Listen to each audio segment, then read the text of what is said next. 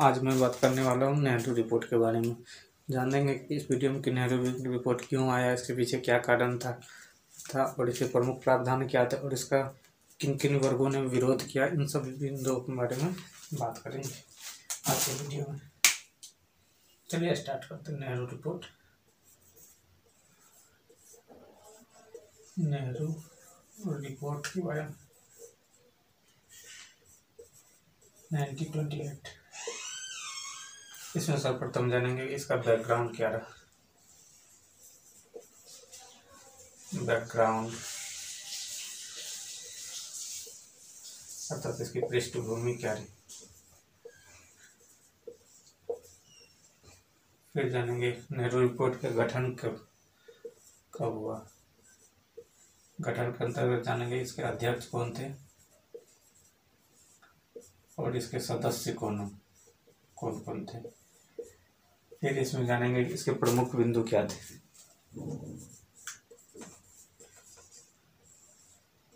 प्रमुख बिंदु क्या क्या था, सब बुलेट पॉइंट की बात करेंगे। बुलेट पॉइंट क्या क्या थे।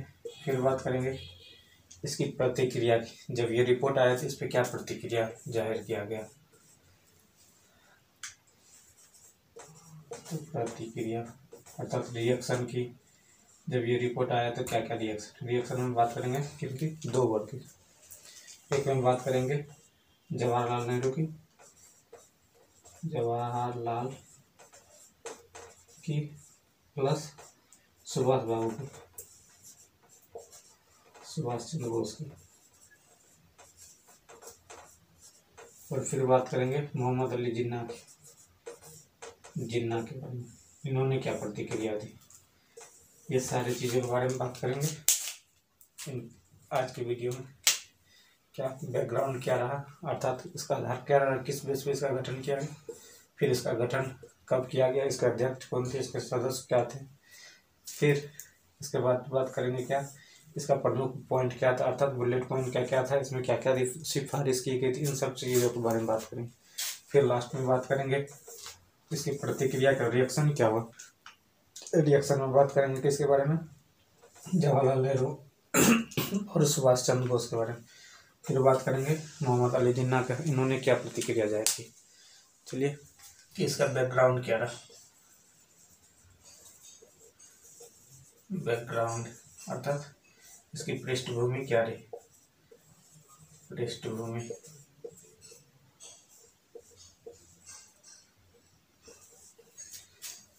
आगे किस बेस पर। देखो क्या हुआ था कि जब साइमन कमीशन इंडिया में आया था तो साइमन कमीशन को जितने भी इंडियन थे, जितने भी पार्टी थी, कांग्रेस हो या फिर मुस्लिम लीग हो, हिंदू महासभा हो और कृषक मजदूर पार्टी, सारे ने क्या किया, विरोध किया था। तो जिस कारण से क्या, जब मैक्सिमम मेजोरिटी ने विरोध किया था तो उसके लिए क्या हुआ, तो ब्रिटिश गवर्नमेंट गुस्सा में आ गई थी। तो वहाँ के जो ब्रिटेन में बैठा हुआ था भारत सचिव, उन्होंने इंडियंस को एक चुनौती दे दिया और उसमें भारत सचिव का नाम क्या था। तो भारत सचिव, इसका नाम था लॉर्ड बिक्रनहेड।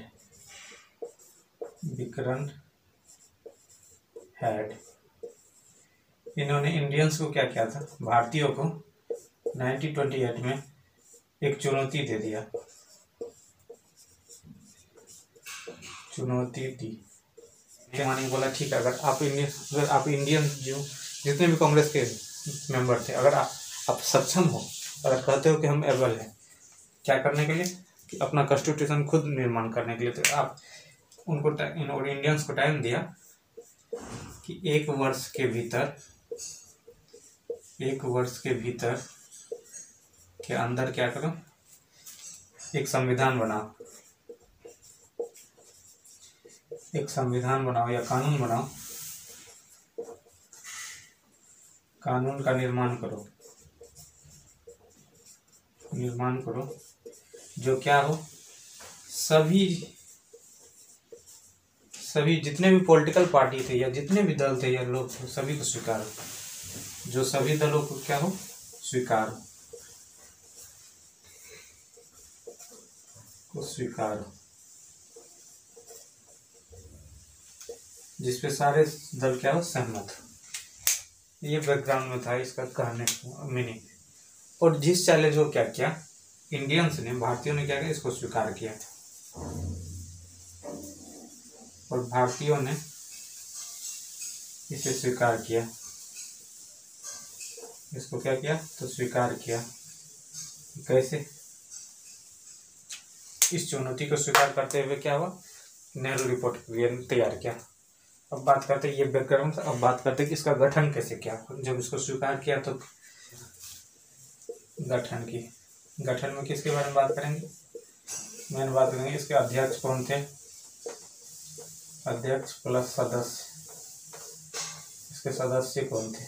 देखो क्या हुआ, जब नेहरू रिपोर्ट, जब लॉर्ड विक्रेन हार्ड ने चुनौती पेश किया इंडियंस के सामने कि आप संविधान बनाओ, तो उस चुनौती को स्वीकार करते हुए क्या किया इंडियंस ने, क्या किया कि सभी दलों का सर्वदलीय बैठक बुलाया। सर्वदलीय बैठक का आयोजन किया। का आयोजन 1928 में किया। और इसमें 2 जगह 1928 में एक किया कब, फरवरी में कहाँ किया, दिल्ली में। यहाँ दिल्ली में एक आयोजन किया। फिर अगले फिर मार्च में पुणे में इसका आयोजन किया गया। इस चुनौती को स्वीकार की सर्वदलीय बैठक कैसे कैसे क्या होगा, किसमें क्या होगा। और फिर जब इन नेताओं ने, सभी दलों के नेताओं ने जब सर्वदलीय बैठक में आयोजन हुआ तो वहाँ आया। आने के बाद क्या हुआ कि जब ये यहाँ पे आए तो फिर अब क्या क्या संविधान के निर्माण है, तो यहाँ क्या क्या एक ड्राफ्ट तैयार करना था। क्या हुआ तो कॉन्स्टिट्यूशन फॉर्मेशन के लिए निर्माण हेतु एक ड्राफ्ट तैयार करना था, जिसको बोलते हैं मसौदा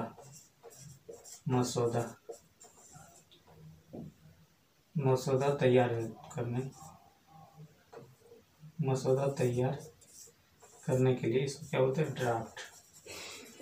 ड्राफ्ट तैयार करने के लिए क्या किया तो मोतीलाल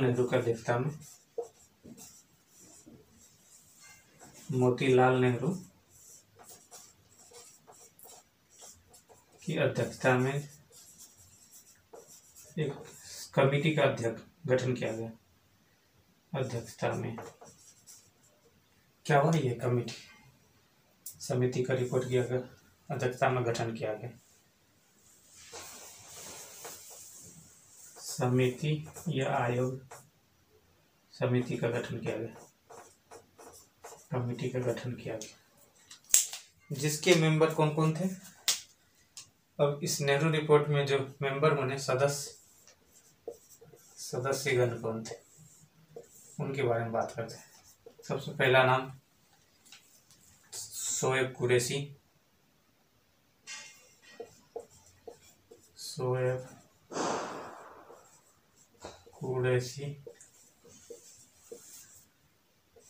दूसरा नाम तेज बहादुर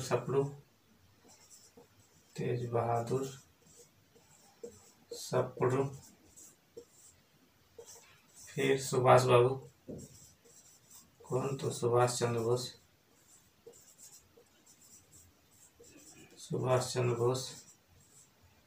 मंगल सिंह, अली इमाम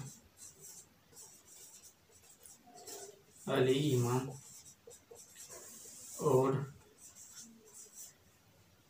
GI प्रधान आदि।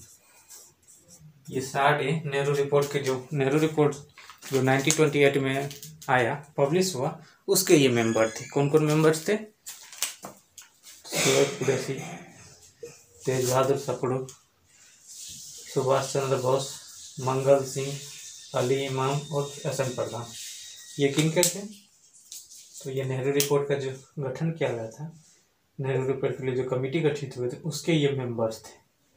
और नेहरू रिपोर्ट के लिए पहला आयोजन देखिए, सर्वदलीय बैठक का आयोजन कब किया गया था?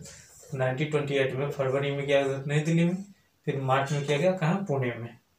और इसके अध्यक्ष कौन थे, चेयरपर्सन कौन थे? तो मोतीलाल नेहरू। तो ये सब। अब बात करते हैं प्रमुख बिंदु की। प्रमुख बिंदु क्या? तो बुलेट पॉइंट।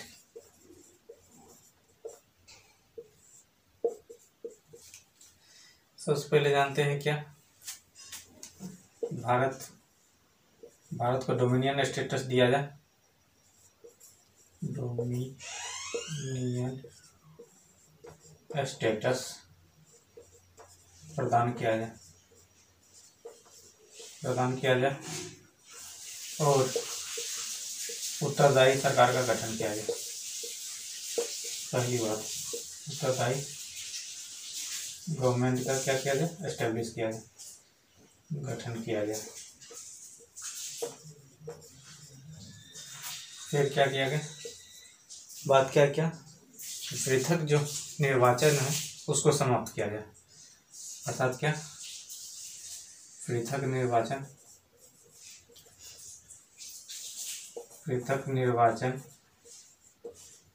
प्रणाली को समाप्त किया जाए। प्रणाली को इसको समाप्त करके इसके जगह पर संयुक्त निर्वाचन प्रणाली को लागू किया जाए। संयुक्त निर्वाचन प्रणाली वाली सिस्टम जो उसे क्या किया जाए? लागू किया जाए। अर्थात क्या? सेपरेट इलेक्शन सिस्टम को इसको कर्टेल किया जाए, इसको इसकी जगह क्या करें? ज्वाइंट इलेक्शन सिस्टम को लागू किया जाए। फिर क्या बोला कि जो स्टेट बनेगा, स्टेट का बेस क्या होगा? तो बोला कि भाषा की, लैंग्वेज बेस पे। तो बोला कि भाषाओं के आधार पर क्या हो? प्रांतों का गठन किया जाए। प्रांतों का अर्थात स्टेट का क्या हो? गठन किया जाए या निर्माण किया जाए, फॉर्मेशन किया जाए। फिर किस चीज़ की मांग किया? फिर बोला कि कुछ फंडामेंटल राइट्स जो वो मिलना चाहिए, जिसे बोलते मौलिक अधिकार। फंडामेंटल राइट का प्रदान किया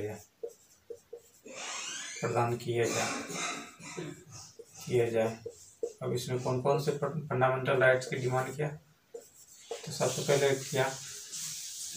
अभिव्यक्ति की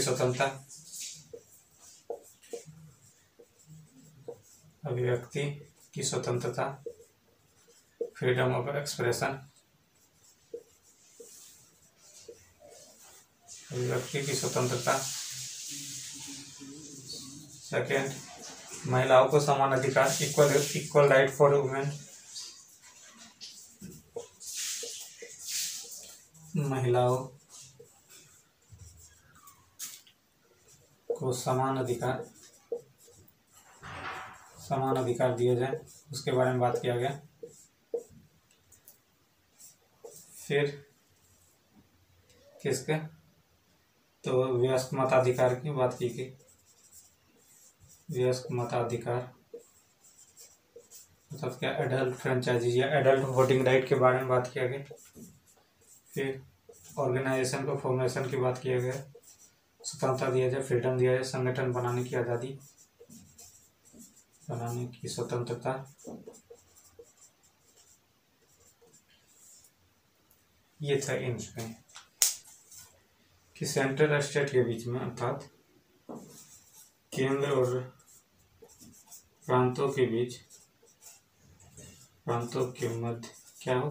पावर का डिस्ट्रीब्यूशन, शक्ति का क्या हो? बंटवारा।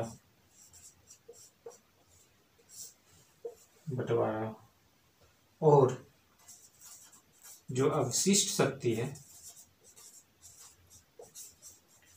क्या? अवशिष्ट पावर, अर्थात एक्स्ट्रा जो पावर है, वो एक्स्ट्रा पावर किसके पास हो? सेंटर के पास। शक्ति केंद्र को प्राप्त। केंद्र को प्राप्त हो, इसके बारे में इन्होंने बात की।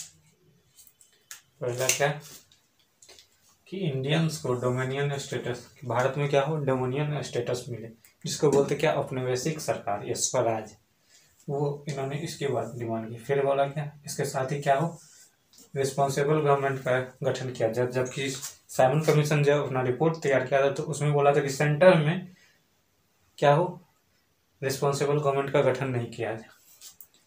फिर इन्होंने मांगा कि इसका पृथक निर्वाचन प्रणाली को क्या बोला, समाप्त किया जाए, बल्कि इसके जगह क्या किया जाए, संयुक्त निर्वाचन प्रणाली को इसको लागू किया जाए।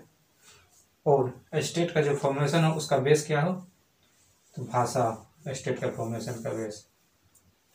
फिर कुछ फंडामेंटल राइट्स थे जिनके बारे में मांग किया इन्होंने, क्योंकि लड़ाई तो कर रहे थे फंडामेंटल राइट के लिए। जो बेसिक जो नेचुरल राइट होता है हमारा, वो क्या होता है, right to equality, right to freedom, right to fraternity, ये क्या है, नेचुरल राइट, या जस्टिस, ये सब नेचुरल राइट। इन सब चीज़ों को मांगा, जिसमें तक राइट टू एक्सप्रेशन हो, फिर क्या इक्वल राइट फॉर वुमेन्स हो, एडल्ट वोटिंग राइट हो या एडल्ट फ्रेंचाइजी, फिर राइट टू फॉर्मेशन हो, और सेंटर स्टेट के बीच में पावर का क्या हो, सेपरेशन हो। और पावर सेपरेशन के पास जो एक्स्ट्रा कुछ ऐसे सब्जेक्ट होते हैं जिसपे क्या हो कि पावर बच जाए, तो वो कहाँ दिया जाए, तो वो सेंटर के पास हो। इनका कहना तो सेंटर को क्या किया जाए, ज़्यादा मजबूत किया जाए, जैसे कनाडा में और सब जगह पे। और बात करते हैं इसके और कुछ पॉइंट की।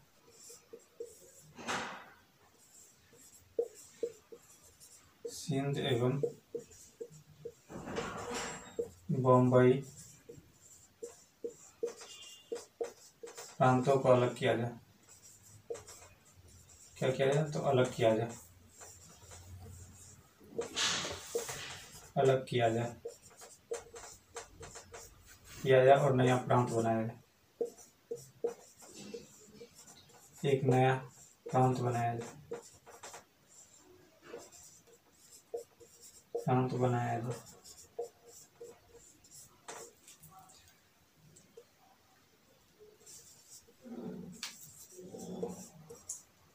भारत के लिए एक प्रतिरक्षा कमेटी की, अर्थात डिफेंस कमेटी की गठन किया जाए, डिफेंस कमेटी, और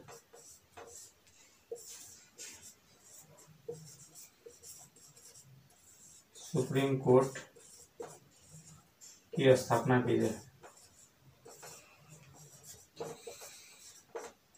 स्थापना की जाए, की जाए। और फिर क्या हो, इंडिया में पूर्ण धर्मनिरपेक्ष राज्य बनाया जाए। इंडिया को क्या, इंडिया को पूर्ण धर्मनिरपेक्ष राज्य बनाया जाए।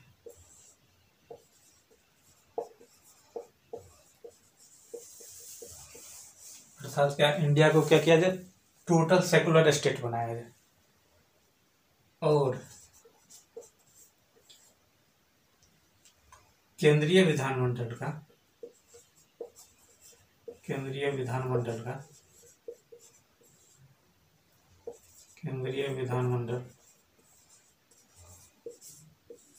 की 2 सदन, इसका डिमांड किया, 2 सदन। एक का नाम हो क्या, हायर हाउस, इसको क्या होता है, उच्च सदन। उच्च सदन में कितने मेंबर हो, सदस्यों की संख्या बोला कि ये कितना हो, 200 सदस्य। और इसका कार्यकाल कितना हो, बोला कि ये 7 साल का हो, 7 ईयर का। और लोअर हाउस जो होगी, जिसको बोलते हैं निम्न सदन, इसका मेंबर कितना हो, इसका सदस्य, इसके लिए बोला कि ये कितना हो, 5। और इसका कार्यकाल क्या है, कार्यकाल अर्थात टेन्योर कितने साल का हो, तो बोला कि ये 5 साल का हो। सिंध और बंगाल प्रांत को अलग किया जाए और एक नया प्रांत बनाया जाए इससे। फिर क्या, इंडिया के लिए क्या हो, डिफेंस कमेटी का गठन किया जाए। डिफेंस कमेटी का गठन करने के साथ साथ क्या जाए सुप्रीम कोर्ट की भी स्थापना की जाए, जिसे बोलते क्या, उच्चतम न्यायालय, उसका गठन किया। फिर क्या, इंडिया को क्या किया जाए, टोटल सेकुलर स्टेट में चेंज किया जाए, बनाया जाए। और लास्टली क्या कि केंद्रीय विधानमंडल का क्या हो, में दो सदन हो। इसका ऐसे फॉर्मेशन किया जाए, ऐसे पुनर्गठन किया जाए कि इसमें 2 सदन हो, जिसमें हायर हाउस में क्या हो, मेंबर कितना हो 5, और इसका टेन्योर कितना हो तो 7 ईयर, और लोअर हाउस हो इसका टोटल मेंबर कितना हो तो 500, और इसका कार्यकाल कितना हो तो 5 साल का। तो ये इसके कुछ बुलेट पॉइंट थे जिनके बारे में बात किया। तो किसकी, तो प्रतिक्रिया की, रिएक्शन।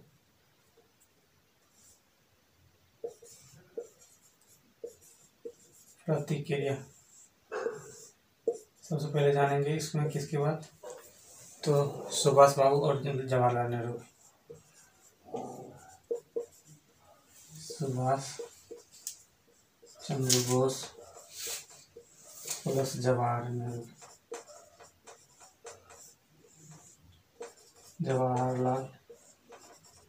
नेहरू की, इन दोनों ने क्या किया, सबसे पहले क्या किया, अस्वीकार किया, एक्सेप्ट ही नहीं किया, अस्वीकार किया। इसके पीछे इसका कारण क्या था, वे खास करके सुभाष बाबू और जवाहरलाल नेहरू, ये नेहरू रिपोर्ट में डोमिनियन स्टेटस को शामिल किए जाने से ये असंतुष्ट है, क्योंकि बोले कि वो तो बैकडेट हो गया, अब तो उनको डोमिनियन स्टेटस चाहिए ही नहीं। अब क्या चाहिए, इन लोगों ने नया डिमांड कर दिया था जब साइमन कमीशन आए थे, उन्होंने बोला कि टोटल फ्रीडम चाहिए, हमको क्या चाहिए, पूर्ण स्वतंत्रता चाहिए। इसलिए इन्होंने क्या किया, डोमिनियन स्टेटस का विरोध किया। डोमिनियन स्टेटस को शामिल करने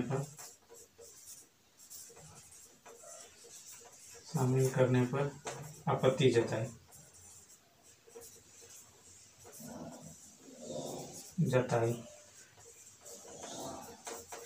जब डोमिनियन स्टेटस पर आपत्ति जताई तो फिर क्या, और ये लोग इससे निकल गए, और इन्होंने क्या किया, एक नया ही संगठन बनाया जिसका नाम था इंडियन फ्रीडम लीग, अर्थात क्या, भारतीय स्वतंत्रता लीग, भारतीय स्वतंत्रता लीग। तो इंडियन फ्रीडम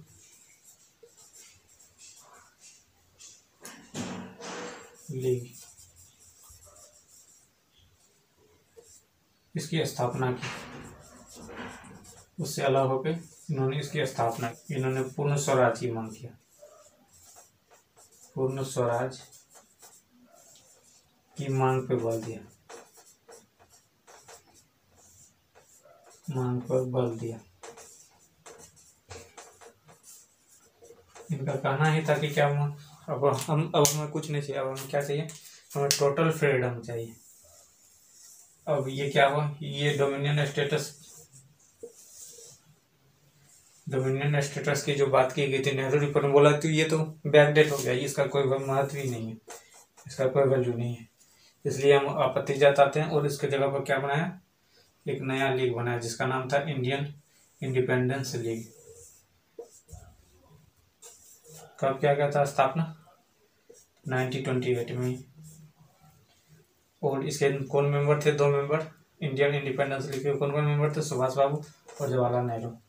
और इन्होंने क्या डिमांड रखा था, तो इन्होंने पूर्ण स्वतंत्रता मतलब टोटल फ्रीडम की डिमांड रख दिया था। एक और जिन्ना और ने भी किया था, मोहम्मद अली जिन्ना। जिन्ना में क्या हुआ था, नेहरू रिपोर्ट को क्या किया था, अस्वीकार किया था जिन्ना ने। कारण क्या था, इसके पीछे 2 कारण थे। पहला कारण था कि ये पृथक ये संयुक्त निर्वाचन को नहीं चाहते, ये बोलते थे नहीं सेपरेट इलेक्शन चाहिए, हमको आरक्षण चाहिए, हमारा मुस्लिम का चुनाव मुस्लिम ही करे, कोई दूसरा ना करे, इनका ये कहना था। इसलिए ये क्या करते थे, संयुक्त निर्वाचन का ये विरोध करते थे। संयुक्त निर्वाचन का विरोध अर्थात संयुक्त निर्वाचन प्रणाली से ये संतुष्ट नहीं थे। सेकेंड क्या, ये चाहते थे कि अवशिष्ट शक्तियां जो है या फिर एक्स्ट्रा जो पावर है जो सेंट्रल स्टेट के बीच में बच जाता है, कुछ ऐसा पावर है जिसमें कोई कौन लॉ बनाएगा इसके बारे में कुछ डिफाइन नहीं था, तो वो पावर किसके पास। तो इनका कहना था कि वो पावर किसके पास हो, इनका कहना था कि वो पावर के पास प्रांत के पास अवशिष्ट शक्ति है।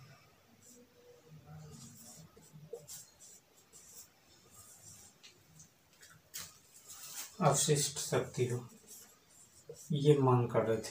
अर्थात क्या मांग कर रहे थे इसकी,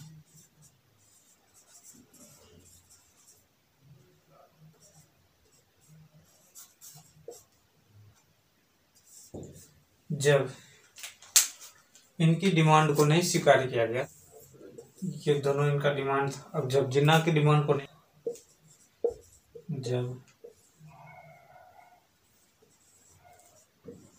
इन मांगों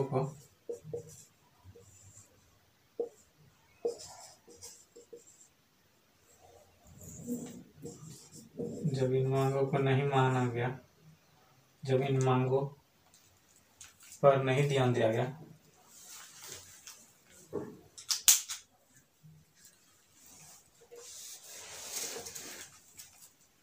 जब इन मांगों पर ध्यान नहीं दिया गया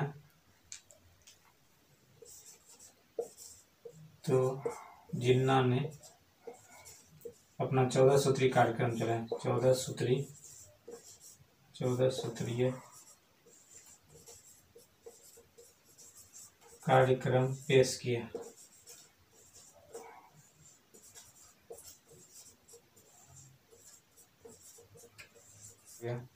अब जानेंगे इसके बाद, अब जानेंगे कि लाहौर, नेक्स्ट वीडियो में जानेंगे लाहौर अधिवेशन के बारे में, कैसे कैसे जब इन तीनों चीज पे चूँकि यहाँ पे सब सहमति नहीं बन गई तो भारतीयों की हार होगी। चुनौती को स्वीकार किया था लेकिन पेश ही नहीं कर पाया क्योंकि इस पर असहमति रहे थे। और लॉर्ड बिक्रम हेड का कहना था कि आप ऐसा कॉन्स्टिट्यूशन बनाए कि जिसमें क्या हो, सभी को स्वीकार हो, बट ये तो स्वीकार होगा नहीं किसी को, इसलिए ये नेहरू रिपोर्ट क्या हुआ, समाप्त हो गया, इसका कोई महत्व ही नहीं रहा फिर।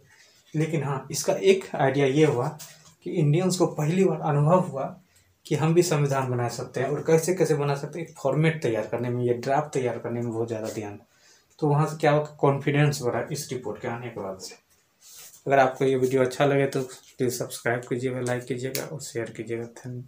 धन्यवाद।